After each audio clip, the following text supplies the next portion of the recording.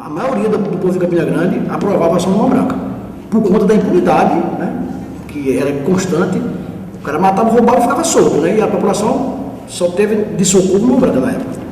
Mais de 50 mortes de bandidos num curto espaço de tempo, com direito a uma assinatura, para deixar claro que o responsável por essas mortes era sempre a mesma pessoa. Aterrorizou delinquentes do Sudeste ao Norte. Chegou a enviar uma carta para os jornais que passaria 30 dias numa caça constante a bandidos para cumprir uma lista que tinha ao menos 70 nomes marcados para morrer. Nesse vídeo você vai conhecer a história do Justiceiro Mão Branca. Sou o Marcelo, fica comigo, depois da vinheta eu te conto. Uma legislação complicada. Ele vai ficar preso, vai puxar cadeia. Cumprir minha parte. Foi longe demais.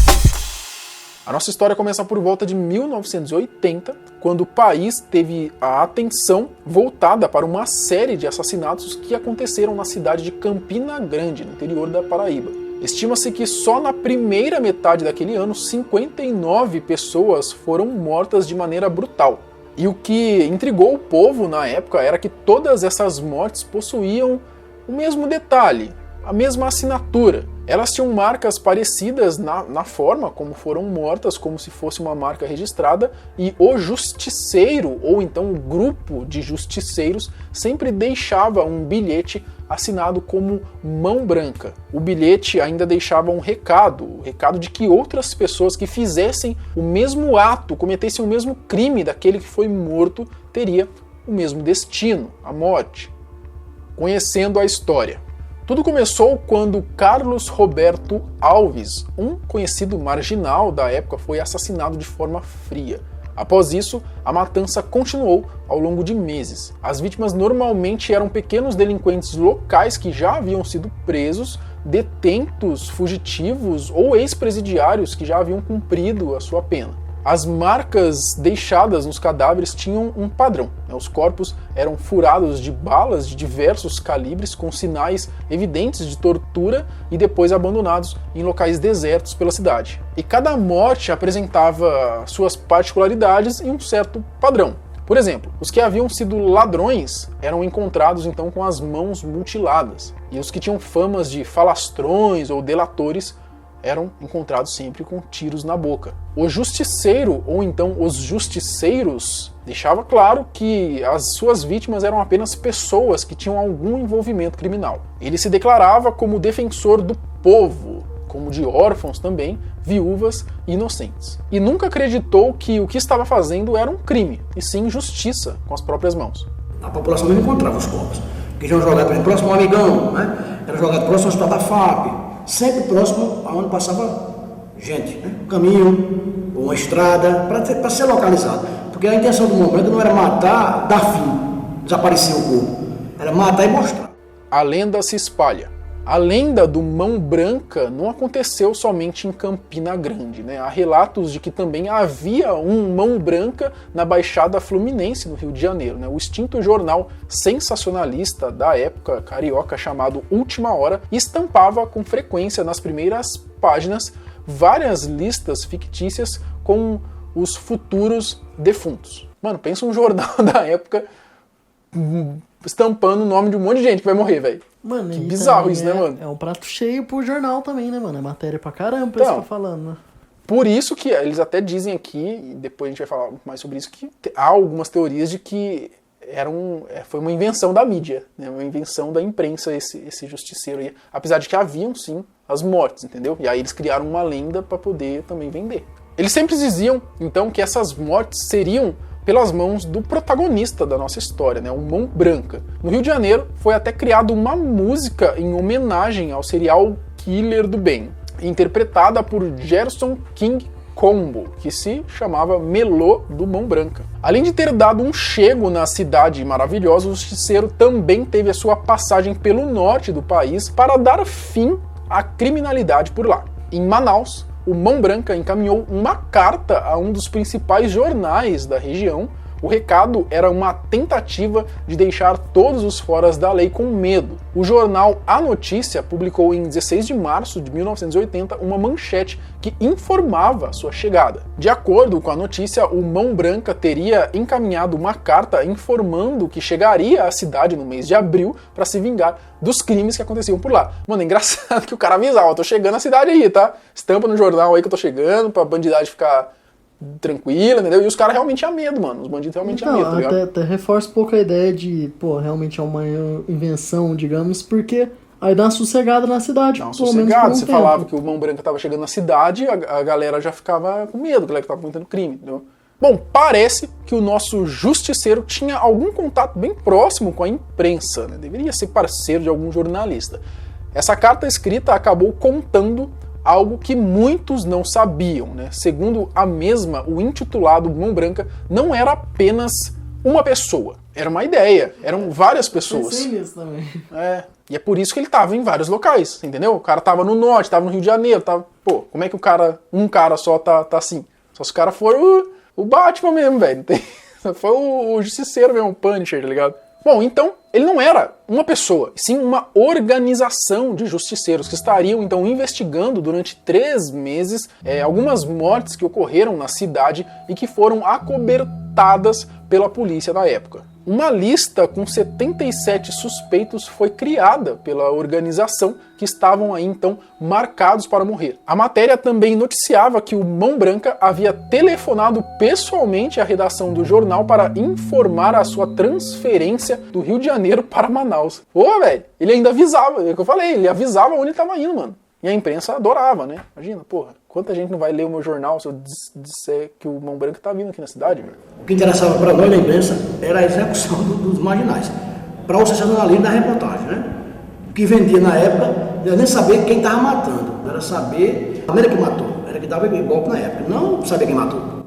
Ele ainda mandava um recado para a imprensa com um desenho de uma balança e falando que mortes iriam acontecer. Inclusive tem a imagem desse desenho aí, né, que ele mandava. Bom, no dia 17 de abril do mesmo ano, o próprio jornal publicou em sua manchete uma mala com o símbolo do justiceiro que foi encontrada dentro de um carro na porta de um hotel, e dentro havia várias armas de diferentes calibres. Mas quem era o Mão Branca?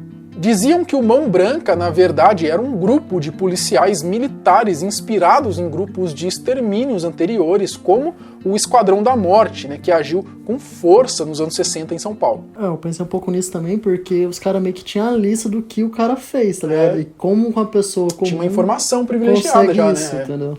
Mano, nessa 60, 70, parece que era bem comum, né? Esquadrão da Morte, justiceiros, assim, né, mano? É muito louco, velho. A gente tem aqui mesmo no canal a gente tem inúmeros vídeos, né? De justiceiros, né? Sempre envolvendo a gente coloca polícia, justiceiros, né? E tal, mas né, muitos também eram criminosos mesmo, tá ligado? Que matavam os outros. E parece que era mais comum nessa época, né? Apesar que hoje pode ainda ter, né, mano? Só que talvez fica meio escondido, né? Mas deve ter ainda, você acha que não tem ainda, mano?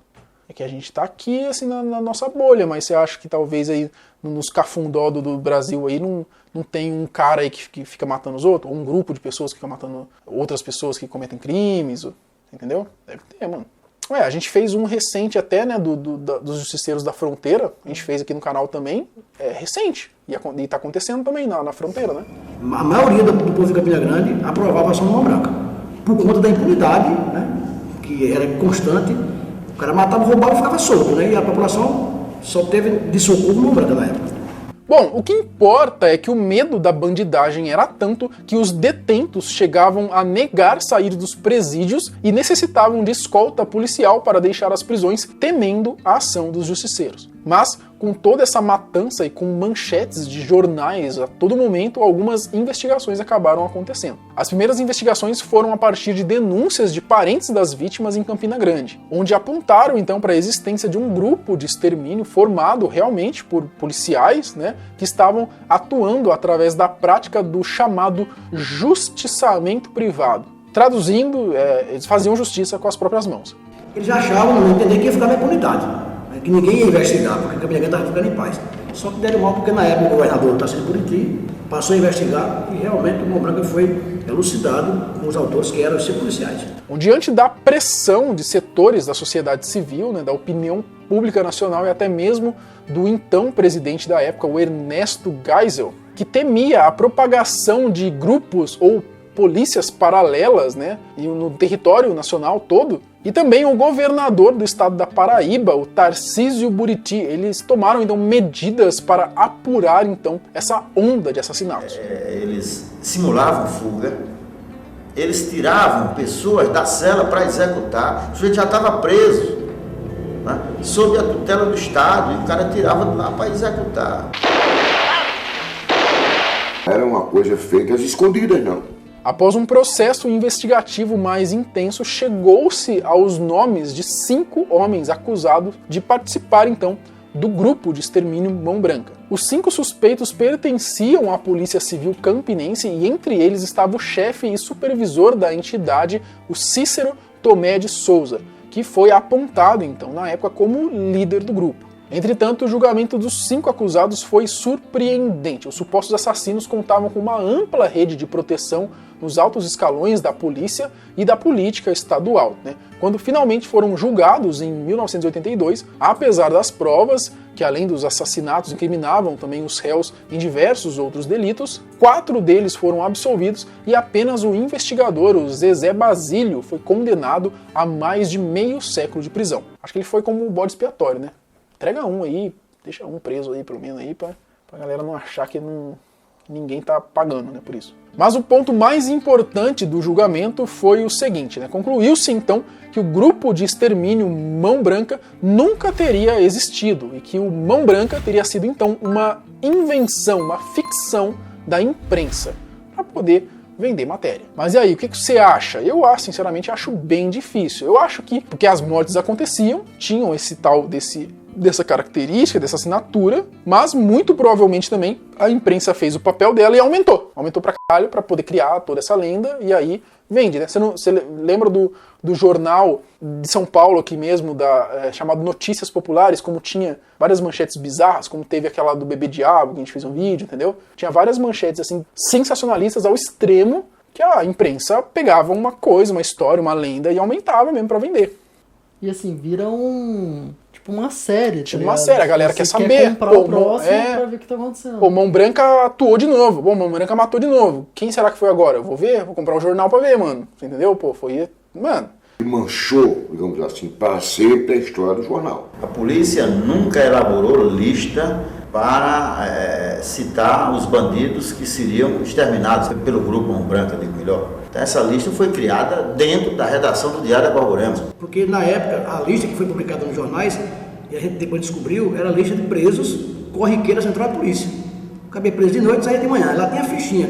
Então pegaram um pacote de fichas de presos e fizeram uma lista de 115 nomes e soltaram na imprensa. Como possíveis, né, vítimas do Mão Branca e os nomes que iam, as mortes que iam surgindo, realmente eram daquela lista. Mas causou realmente pânico daqueles 115 que estavam na lista. Era a própria imprensa fazendo essa palhaçada, né? Então o Mão Branca sentiu celebridade, vamos dizer assim, Mão Branca, que subiu na cabeça dos policiais e a própria imprensa começou a endeusar, né?